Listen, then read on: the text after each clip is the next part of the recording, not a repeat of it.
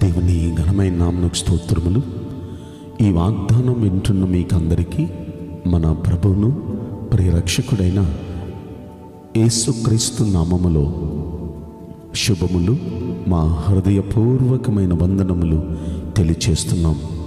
ఈరోజు దేవుని వాగ్దానం కీర్తనల గ్రంథం 45వ కీర్తన 7వ వచనం. నిన్ను ఆనంద తైలముతో అభిషేకించి ఉన్నాను.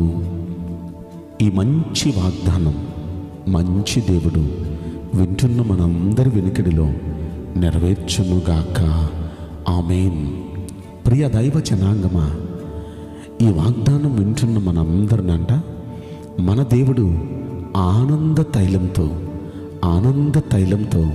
ఆయన అభిషేకిస్తున్నారంట. తద్వారా మనకేం జరుగుతుంది? మనం ఇక నుండి ఆనందంగా సంతోషంగా ఉండబోతున్నాం. ప్రతి దినము ప్రతి నిమిషము ఆనందంగా సంతోషంగా ఉండే భాగ్యం మనకు కలబోతుంది. అయితే ఈ ఆనంద తైలంతో అభిషేకించటానికి గల కారణం ఏంటి అంటే మనం ఆలోచిస్తే ఆ పైన మనము మాట చూస్తాం. నీవు నీతిని ప్రేమించి భక్తిహీనతను ద్వేషించుచున్నావు.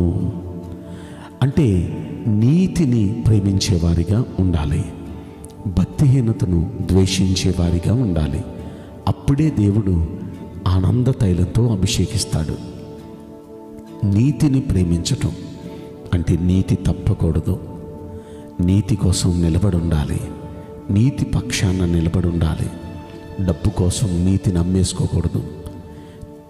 అలాగే ఈ లోకంలో ఉన్న పదవుల కోసం, ఈ లోకంలో ఉన్న మోమాటాల కోసం నీతిని అమ్మేసుకోకూడదు. చాలామంది మనుషులకు మోమాట చూపిస్తూ నీతిని తప్పుతారు. లేకపోతే పదవుల కొరకు, డబ్బు కొరకు, ఇంక ఈ లోకంలో దేని కొరకు నీతి తప్పుతూ ఉంటారు. మనం ఎన్నడూ నీతి తప్పకూడదు. రెండవది, భక్తిహీనంగా మనం ఉండకూడదు. భక్తిహీనతను దేవుడు ద్వేషిస్తాడు.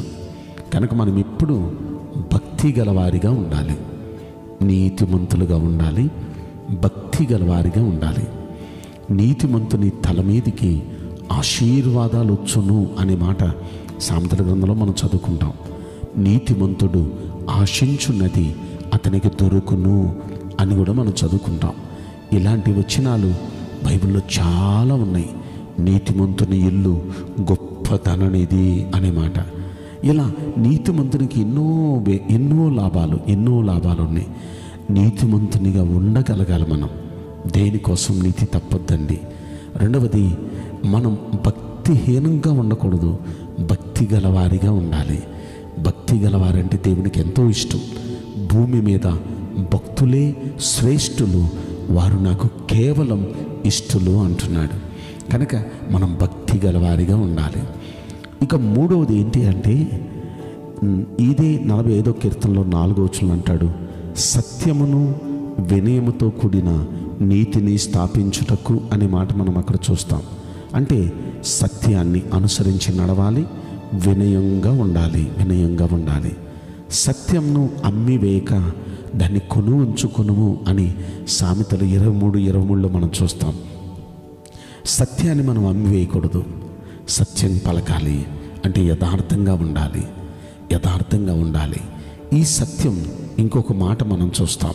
యోహాను సువార్తలో 17వ అధ్యాయంలో 17వ వచనంలో యేసుక్రీస్తు ప్రభు తన శిష్యుల కొరకు ప్రార్థన చేస్తూ, సత్యమందు వారిని ప్రతిష్ఠ చేయము, నీ వాక్యమే సత్యము అన్నాడు.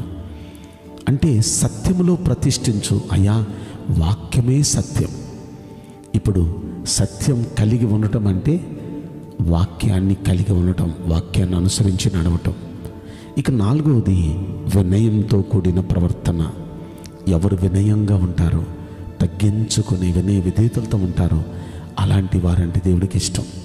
ఇప్పుడు 4 విషయాలు మనం విన్నాం. ఒకటేమో నీతిమంతులుగా ఉండాలి, 2 భక్తి గలవారిగా ఉండాలి, 3 సత్యాన్ని అనుసరించి నడవాలి, అంటే వాక్యాన్ని అనుసరించి నడవాలి, 4వది వినయంగా ఉండాలి. ఈ 4టిని మనం అనుసరిస్తే నిశ్చయంగా దేవుడు ఈరోజు మనతో అంటున్నాడు, నిన్ను ఆనంద తైలంతో అభిషేకిస్తాను అంటున్నారు. అంటే ఆయన అభిషేకిస్తే ఇక మనం ఆనందంగా ఉంటాం, సంతోషంగా ఉంటాం.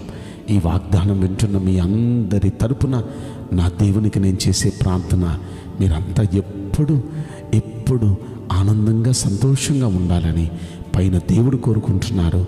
మీ దైవజనుడిగా నేను కోరుకుంటున్నాను. అలాంటి ఆనందకరమైన జీవితం దేవుడు మీకు అనుగ్రహించి ఆనంద తైలంతో అభిషేకించునుగాక. ఆమేన్. నేను మీకోసం ప్రార్థన చేయబోతున్నాను. పరిశుద్ధుడా, ప్రేమగల యేసు రాజా, మీ పరిశుద్ధ బంగారు పవిత్రమైన నామమునకు నిండు మనసుతో కోట్ల కొలదిగా స్తుతులు స్తోత్రములు వందనాలు చెల్లిస్తున్నాం. ఈ వాగ్దానం వింటున్న ప్రియుల జీవితంలో దయచేసి ఈ వాగ్దానం నెరవేర్చి కృప చూపించండి. ఈ కొద్ది మనవులు నజరుడైన యేసుక్రీస్తు ప్రశస్తమైన నామములో ప్రార్థించి బ్రతిమలాడి వేడుకుంటున్నాం ప్రియ పరలోకపు తండ్రి. Amen. May God bless you all. Thank you.